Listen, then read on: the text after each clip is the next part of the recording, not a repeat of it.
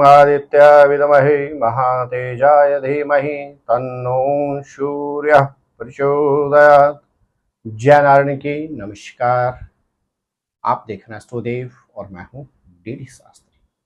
प्रिय दर्शकों, सूर्य ग्रह का एक राशि से दूसरी राशि में प्रवेश करने की अवधि को संक्रांति कहा जाता है और आज का यह एपिसोड हमारा आपके लिए बहुत महत्वपूर्ण है, क्योंकि इस एपिसोड के माध्यम से आप जान पाएंगे वर्ष 2024 में कब सूर्य ग्रह अपनी स्वयं की सिंह राशि में प्रवेश करेंगे और किस दिन होगी भाद्रपद संक्रांति। और इस वर्ष वैसे भी भाद्रपद संक्रांति के दिन एकादशी है और वह भी वह एकादशी जो अत्यधिक श्रेष्ठ और महत्वपूर्ण है। जी हां प्रिय दर्शकों, आप देख रहे हैं एस्ट्रोदेव। वर्ष 2024 की यदि हम बात करते हैं तो 16 अगस्त को सायंकालीन समय 19:44 में सूर्य ग्रह कर्क राशि का गोचर पूर्ण करके लगभग 11 माह के बाद अपनी स्वयं की सिंह राशि में प्रवेश कर रहे हैं और यही वह दिन है जिस दिन सिंह अथवा भाद्रपद संक्रांति सुसंपन्न की जाएगी। प्रिय दर्शकों, भाद्रपद संक्रांति को अलग अलग क्षेत्रों में अनेकों नामों से जाना जाता है। इस संक्रांति को उत्तर भारत में घी संक्रांति के नाम से भी जाना जाता है और कहा जाता है इस दिन यदि आपने घी का सेवन नहीं किया तो अगले जन्म में आपको घींगा बनने का शुभ अवसर भी प्राप्त हो सकता है। इसलिए आप घी संक्रांति के दिन अर्थात भाद्रपद संक्रांति 16 अगस्त के दिन घी का अवश्य ही सेवन करें।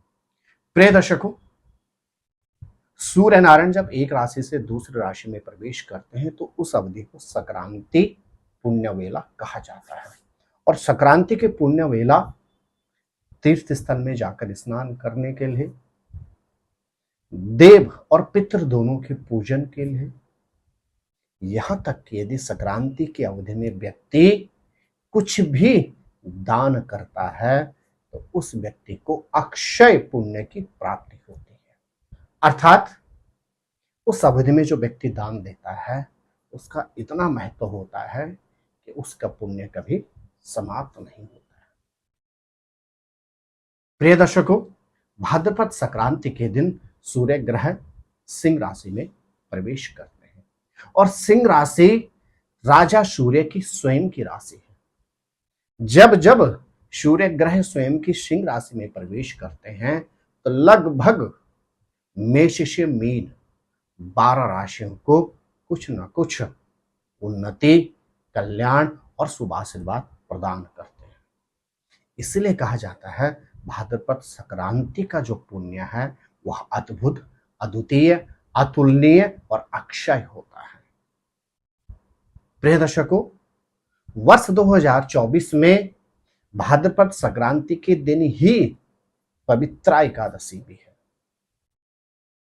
और इस दिन उन लोगों के लिए इस दिन का विशेष महत्व हो जाता है जो संतति से संबंधित चिंताओं से परेशान है, क्योंकि पवित्रा एकादशी के दिन यदि उपासक भगवान विष्णु की पूजन करता है, भगवान विष्णु का अर्चन करता है तो उपासक को ऐसी संतान की प्राप्ति होती है जो हर क्षेत्र में सौभाग्यशाली होती है।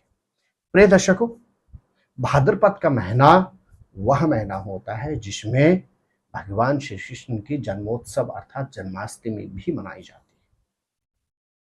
सूर्य ग्रह जब स्वयं की सिंह राशि में होते हैं तो यह एक ऐसी अवधि होती है जिसमें वंश वृद्धि की अत्यधिक संभावना होती है और अनेकों वर्षों के बाद इस वर्ष एक शुभ अवसर बन रहा है कि भाद्रपद संक्रांति और पवित्रा एकादशी एक ही दिन है। पवित्रा एकादशी के विषय में हमें मिलता है कि एक राजा थे, वह हर क्षेत्र में संपन्न थे, लेकिन उनके उस कोई संतान नहीं थी। और वह जो सुकेतु नामक राजा थे, वह संतान के विषय में इतना चिंतित और व्यथित और परेशान रहते थे कि एक दिन उन्होंने अपना संपूर्ण राजपाट छोड़कर वन में जाने के लिए प्रस्थान कर दिया। और जब वह वन में आगे चलते हैं, चले जाते हैं, एक घनाघोर जंगल के मध्य उनको सरोवर दिखाई देता है। और उस सरोवर से कुछ वेद पाठ, वेद ध्वनि की आवाज उनको सुनाई देती है। राजा बड़ी लालयता से उस सरोवर के पास पहुंचते हैं और वहां पर जाकर देखते हैं कि एक ऋषि अनेक मुनियों के साथ वेद पाठ कर रहे हैं। राजा ने जिज्ञासावश उनसे पूछा कि हे ऋषि महर्षिगण, आप किस उद्देश्य से यहां पर इकट्ठा होकर वेद पाठ कर रहे हैं? तब ऋषि ने उनसे कहा कि हे राजन, यह जो समस्त ऋषि हैं, यह जगत के कल्याण के लिए वेद पाठ कर रहे हैं और इस वेद पाठ को करने से यह भगवान विष्णु को प्रसन्न करने जा रहे हैं। जब यह राजा ने सुना तो राजा भी अपनी पीड़ा को कहीं ना कहीं रोक नहीं पाए और उन्होंने कहा, हे ऋषिवर, मेरी भी एक व्यथा है, क्या आप ऋषिगण मेरी इस व्यथा को समाप्त कर पाएंगे? फिर ऋषि ने कहा, हे राजन, बताइए आप क्यों परेशान हैं? तो राजा ने कहा कि ऋषिवर, मैं राज्य से संपन्न हूं, धन से सक्षम हूं, लेकिन मेरी कोई संतान नहीं। तब उन ऋषि ने कहा उनको कि आप भी एकादशी के दिन यदि भगवान विष्णु की उपासना करते हैं तो निश्चित आपको मनोवांछित संतान की प्राप्ति होगी। और इसी एकादशी, जो पवित्रा एकादशी के पुण्य फल से उन राजा को अद्भुत संतान की प्राप्ति हुई। तो प्रिय दर्शकों, पवित्रा एकादशी और भाद्रपद संक्रांति का शुभ संयोग आपके लिए भी विशेष लाभदायक है। यदि इस दिन आप करते हैं कुछ विशेष उपाय तो निश्चित आपको संतान प्राप्ति में अद्भुत सफलता प्राप्त होगी। यहां तक कि संतान के उलझनों से भी आपको निवृत्ति प्राप्त होगी। अब कुछ उपाय जानिए। यदि आप भी संतति से संबंधित उलझनों से परेशान हैं अथवा आपको भी संतान प्राप्ति में अवरोधों का सामना करना पड़ रहा है, तो आप भाद्रपद संक्रांति के दिन, या दूसरी परिभाषा में कहूं पवित्रा एकादशी के दिन, यदि गाय का मक्खन, मिश्री और बांसुरी लड्डू गोपाल जी के मंदिर में या भगवान विष्णु के चरणों में समर्पित कर देते हैं तो निश्चित आपको भी मनोवांछित संतान की प्राप्ति होगी। यदि बहुत प्रयास के बावजूद आपके आर्थिक स्थिति में सुधार नहीं हो रहा है तो आप भाद्रपद संक्रांति के साथ पवित्रा एकादशी के दिन यदि भगवान विष्णु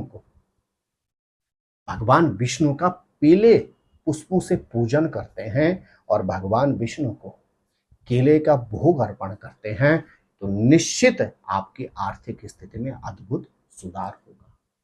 प्रिय दर्शकों, यदि लाख प्रयास के बावजूद आपको या आपके किसी पारिवारिक सदस्य को स्वास्थ्य के क्षेत्र में लाभ प्राप्त नहीं हो रहा है तो आप भाद्रपद संक्रांति अथवा पवित्रा एकादशी के दिन यदि घी से भगवान शंकर का अभिषेक करते हैं तो निश्चित आपको रोग और व्याधि से संबंधित क्षेत्र में अद्भुत सफलता प्राप्त होगी। तो प्रिय दर्शकों, आप भी भाद्रपद संक्रांति का लाभ उठाएं। आप स्वस्थ रहें, मस्त रहें, अपना ख्याल रखें। जय नारायण की नमस्कार। ज्योतिर्विद डीडी शास्त्री जी से ज्योतिष, अंक ज्योतिष, हस्तरेखा, वैदिक पद्धति से यज्ञ अनुष्ठान, राशि रत्न, रुद्राक्ष कवच तथा वास्तु निरीक्षण हेतु संपर्क करें। संपर्क हेतु हमारे फ़ोन नंबर हैं 9810627053, 9818827053। हमारी वेबसाइट है www.vedicjyotish.com। परामर्श शुल्क प्रदान कर संपर्क हेतु समय सुबह 10 बजे से शाम 6 बजे तक। हमारे संस्थान में योग्य विप्रों के द्वारा समस्त वैदिक कर्म जैसे पूजा पाठ, यज्ञ, जप, हवन, जन्मदिन पूजन, नवग्रह शांति, ग्रह कलेश, काल सर्प दोष निवारण पूजन, व्यापार वृद्धि पूजन, विवाह संस्कार, भूमि पूजन, गृह प्रवेश, शिवार्चन, महामृत्युंजय जाप, बगलामुखी जाप आदि समस्त वैदिक कर्म सुसंपन्न किए जाते हैं। संपर्क हेतु हमारे फ़ोन नंबर हैं 9810627053, 9818827053। परामर्श शुल्क प्रदान कर संपर्क हेतु समय सुबह 10 बजे से शाम 6 बजे तक। हमारी आने वाली वीडियो को सबसे पहले देखने के लिए अष्टोदेव यूट्यूब चैनल को अभी सब्सक्राइब करें। आगे शेयर अवश्य करें ताकि और लोगों को भी वीडियो का लाभ मिल सके। धन्यवाद।